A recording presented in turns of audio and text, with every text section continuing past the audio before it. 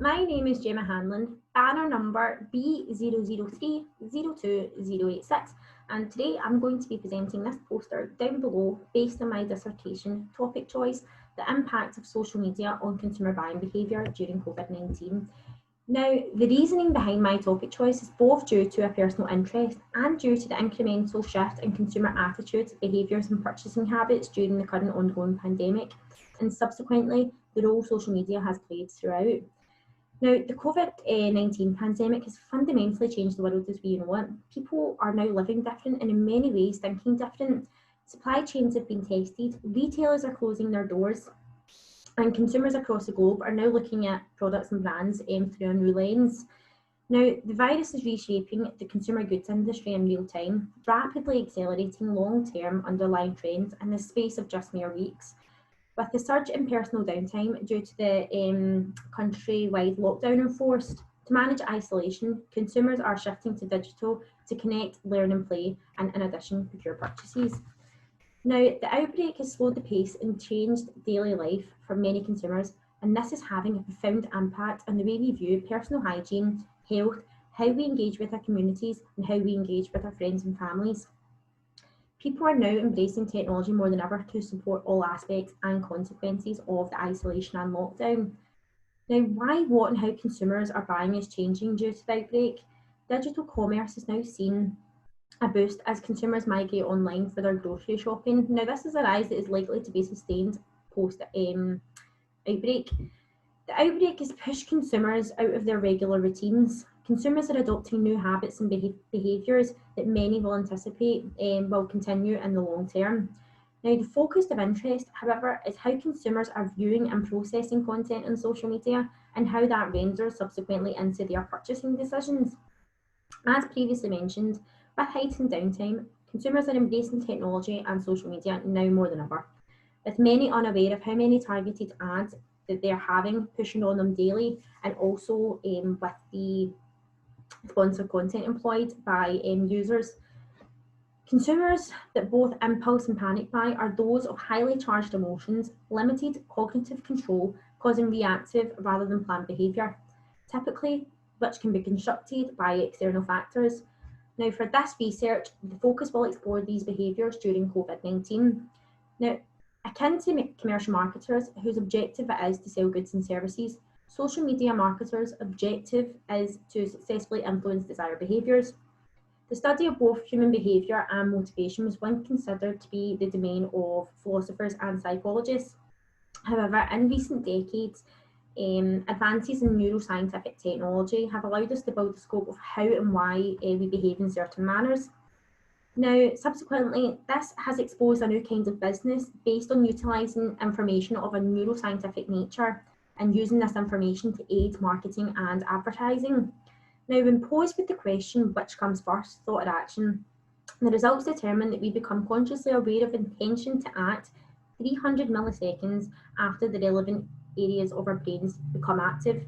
Now, your brain knows what you're going to do before you go to do it. You only sense the intention of an act after your brain is already committed to that act. Now, looking down at the aims and objectives, this dissertation aims to establish the impact social media has on consumer buying behaviour during COVID-19.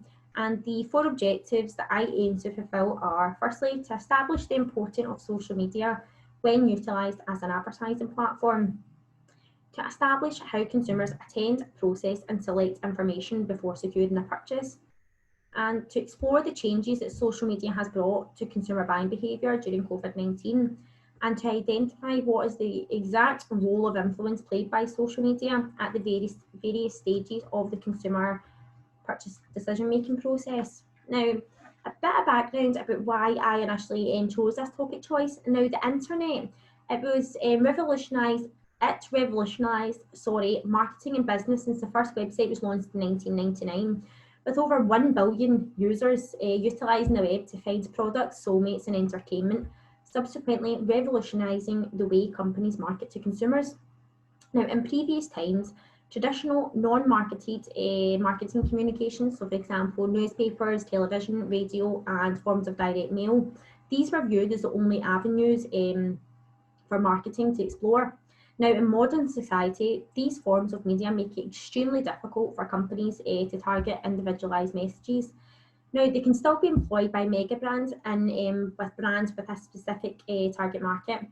For example, it is of the impression that football followers and sports fans are commonly affiliated with alcohol and gambling, so it would make sense for an NBA star to promote Budweiser and like Daffy sponsoring Celtic Football Club.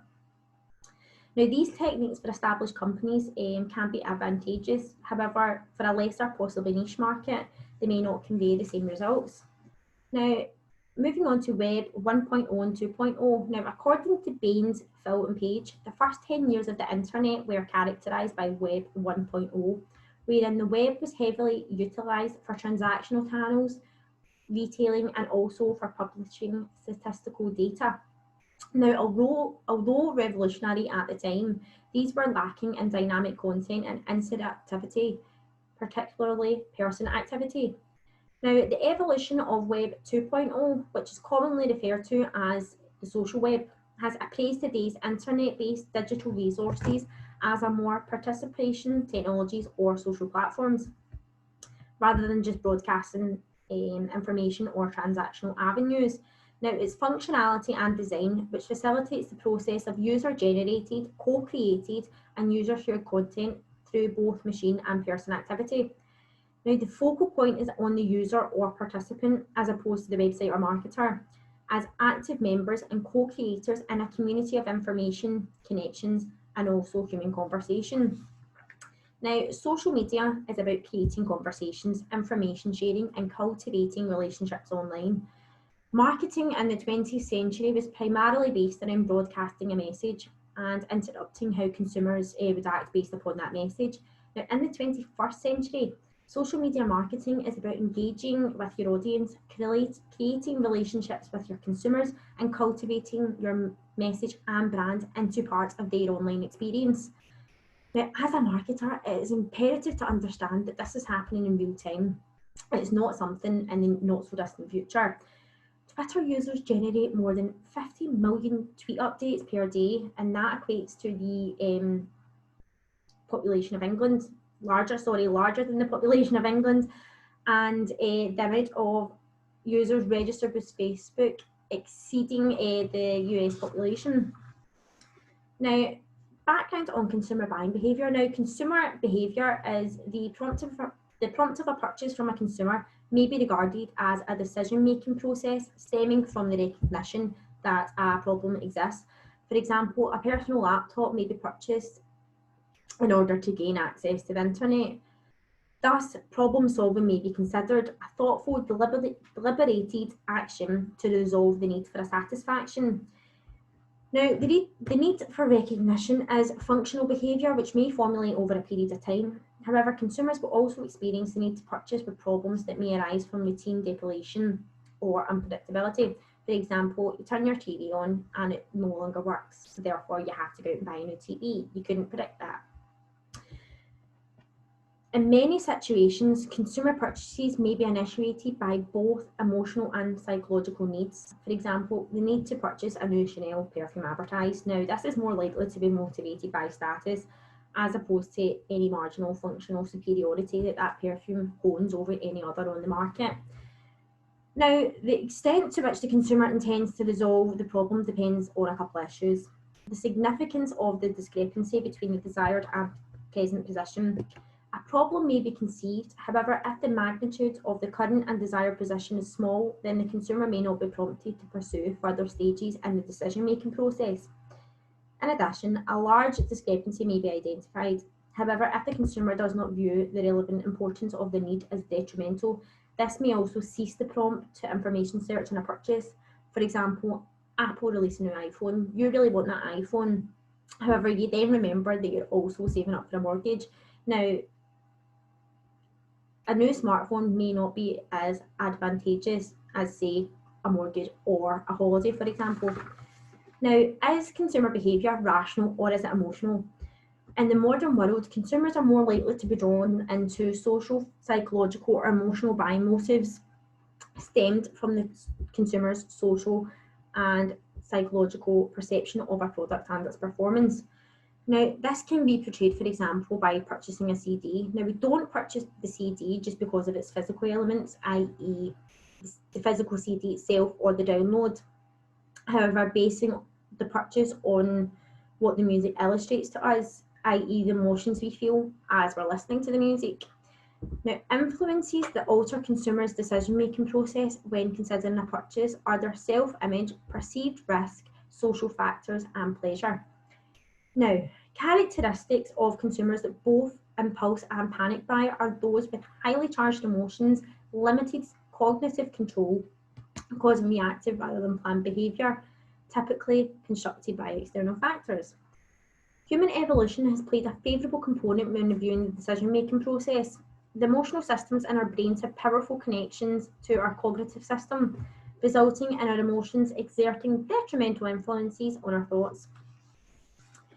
Moving over to the methodology section of the poster. Now, as this research is concerned with the lived experience of consumers and their buying behaviours during COVID-19 and the subsequent impact derived from social media, therefore, an interpretism philosophy will be adopted. Now, interpretism philosophy is a study in which the theory is entrenched from the observation of reality.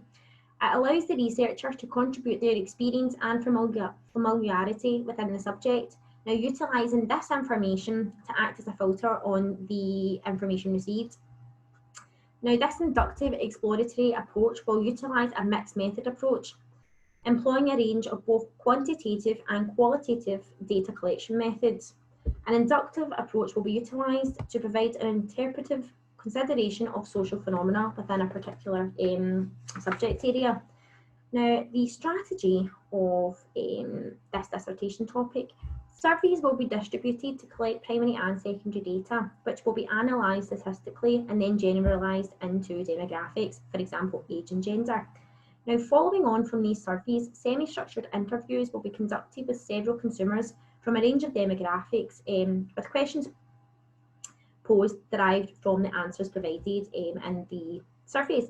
Now, in addition to this, I'm also going to conduct surveys with both business owners and conduct interviews with business owners just to gain their insight and feedback from a marketer's perspective on how social media has played a part in consumer buying behaviour and if it has had any influence at all, just to get their kind of perspective on it. Now, lastly, the contribution to knowledge. This study will make an original contribution to knowledge through exploring consumer buying behaviour during COVID-19, developing research on the effects social media has brought to consumer buying behaviour during the ongoing pandemic, and lastly, developing research on the impact of social media when utilised as an advertising platform by marketers, and determining the consequence it has in consumer buying behaviour during COVID-19. Now, that is the end of the presentation and the end of this video. So if you do have any questions, please do not hesitate to drop me an email and I will be sure to answer them. Thank you for listening.